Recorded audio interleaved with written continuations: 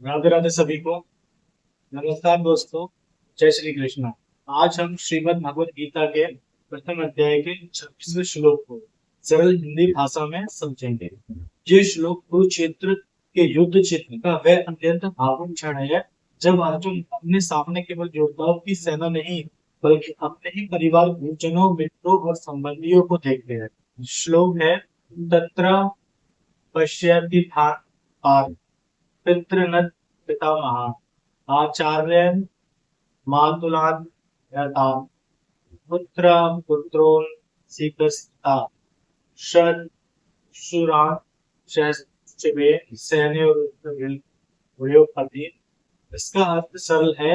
ये बात वहां अर्जुन ने दोनों सेनाओं में अपने पिताओं के समान पूजनीय बुजुर्गों पितामह आचार्यों मामाओं भाइयों पुत्रों और पुत्रों मित्रों ससुरों और अन्य शुभ चिंतकों को देगा। ध्यान दीजिए, इससे पहले अर्जुन ने श्री कृष्ण से कहा था कि वे अपना रथ दोनों सेनाओं के बीच ले जाए ताकि वे देख सके कि उन्हें किन लोगों से युद्ध करना है। भगवान श्री कृष्ण अर्जुन के रथ को भीष्म पितामह और गुरु द्रोणाचार्य के सामने ले जाकर खड़ा करते हैं। जब अर्जुन की दृष्टि जब चारों ओर जाती है तो युद्ध का मैदान उन्हें अचानक एक अलग रूप में दिखाई देने लगता है।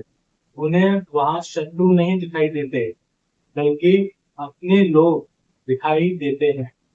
कहीं पितामह भीष्म है तो कहीं गुरु द्रोणाचार्य हैं, कहीं उनके भाई और संबंधी हैं, कहीं मित्र हैं और कहीं वे लोग हैं जिनसे उनका पारिवारिक संबंध है। यही दृश्य अर्जुन के मन में गहरे भावनात्मक संघर्ष को जन्म देता है। सोचिए, अर्जुन एक महान योद्धा है, उनके हाथ में गांडीव है, वे युद्ध कला में अत्यंत पूर्ण है और उनके सामने स्वयं भगवान श्री विष्णु सारथी के रूप में उपस्थित है।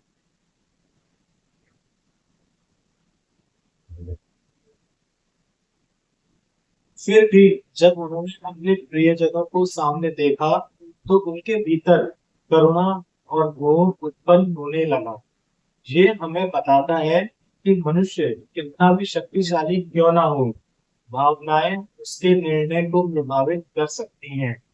अर्जुन के लिए ये केवल एक युद्ध नहीं था, उनके सामने उनके जीवन से जुड़े लोग खड़े थे। जिन बुजुर्गों से उन्होंने सम्मान पाया, जिन गुरुओं से शिक्षा प्राप्त की और जिन भाइयों और संबंधियों के साथ उन्होंने जीवन बिताया, आज ही के उन्हें युद्ध करना था। इसलिए अर्जुन के मन में प्रश्न उठने लगे कि ऐसी विजय का क्या लाभ जिसमें अपने ही लोग ना रहे।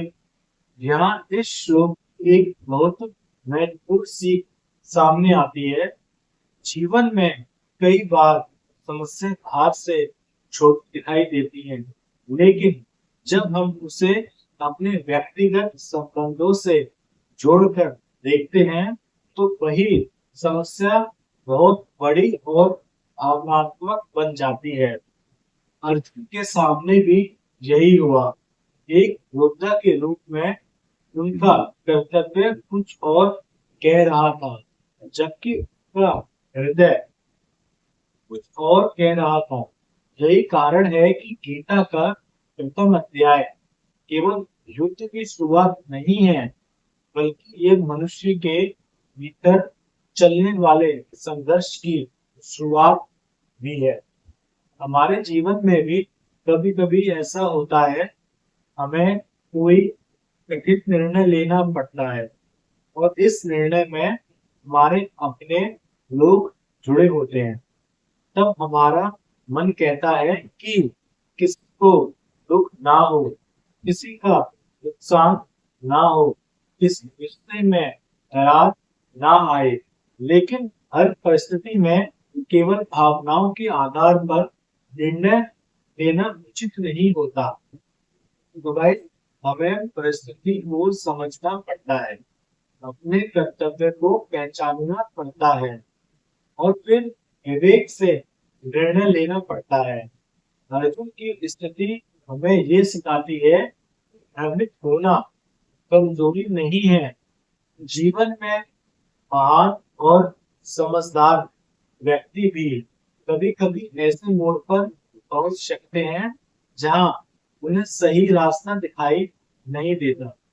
महत्वपूर्ण ये है कि उस समय हम अपने धर्म को स्वीकार करें और सही मार्गदर्शन प्राप्त करने के लिए तैयार रहें। अर्जुन ने भी यही किया।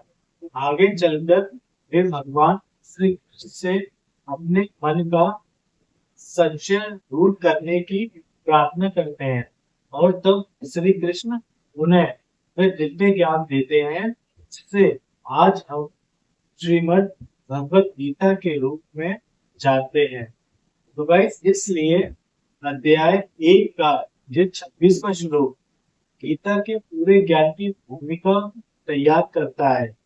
यहाँ अर्जुन पहली बार युद्ध भूमि को केवल एक युद्ध क्षेत्र के रूप में नहीं बल्कि रिश्तों और भावनाओं से भरे हुए जीवन के रूप में देख रहे हैं।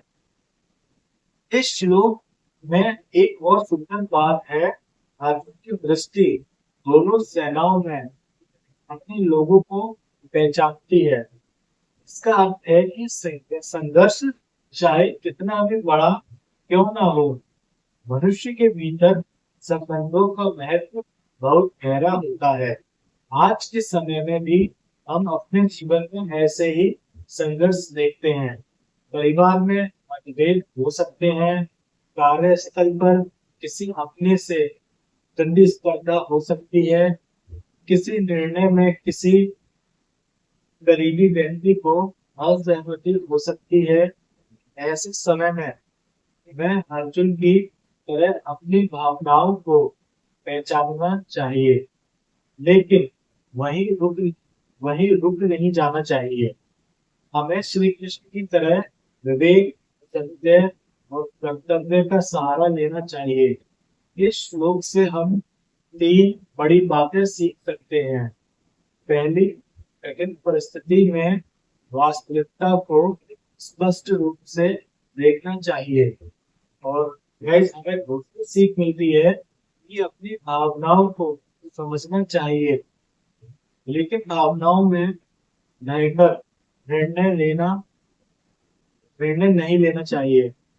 और गाइस तीसरी सीख मिलती है, जब मन भ्रमित हो जाए तब वही और अनुभवी मार्गदर्शन स्वीकार करने में संकोच नहीं करना चाहिए। अर्जुन के सामने कुछ समय पूरा युद्ध खड़ा था, लेकिन वास्तव में उनका सबसे बड़ा संघर्ष उनके भीतर चल रहा था। यही कारण है कि गीता आज भी हमारे लिए प्रासंगिक है।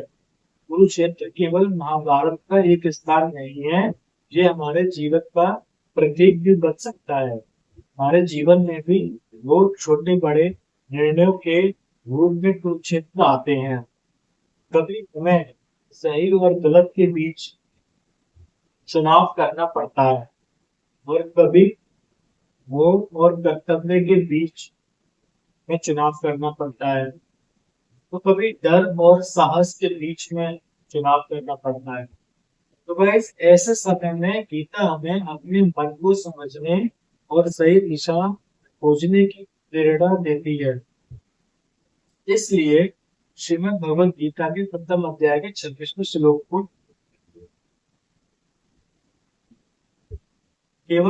केवल एक ऐतिहासिक घटना के रूप में ना देखें, इसे अपने जीवन के आईने की तरह देखें।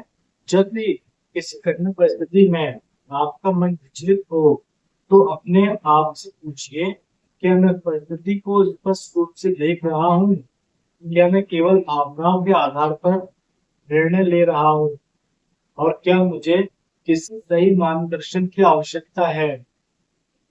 यही प्रश्न हमें धीरे धीरे भ्रम से विवेक की ओर ले जाते हैं। अर्जुन की तरह यदि हमारे मन में भी कभी संशय पैदा हो तो हमें निराश होने की आवश्यकता नहीं है। गीता हमें विश्वास दिलाती है कि सही ज्ञान और सही दृष्टिकोण के द्वारा मनुष्य अपने भीतर के संघर्ष को समझ सकता है और अपने कर्तव्य के मार्ग पर आगे बढ़ सकता है। तो दोस्तों, आज के इस श्लोक से हमें यही संदेश मिलता है कि जीवन में रिश्तों और भावनाओं का सम्मान करना आवश्यक है, लेकिन कठिन परिस्थितियों में विवेक और कर्तव्य को भी समझना इतना ही आवश्यक है। अर्जुन ने जो देखा उसे उनका मन विचलित हुआ, लेकिन सही विचलन आगे चलकर गीता के दिव्य ज्ञान का कारण बना। कभी कभी हमारे जीवन का भ्रम भी हमें सही ज्ञान की खोज की ओर ले जाता है। इसलिए कठिन समय में घबराइए नहीं, अपने मन को समझिए, सत्य को देखिए और सही मार्गदर्शन के में आगे बढ़िए।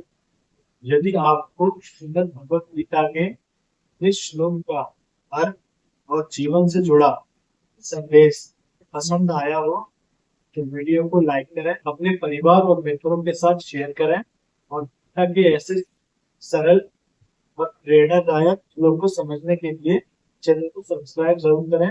कमेंट में लिखिए जय श्री कृष्ण। भगवान श्री कृष्ण आप सभी को सही मार्गदर्शन और शांति और विवेक प्रदान करें। जय श्री कृष्ण। राधे राधे।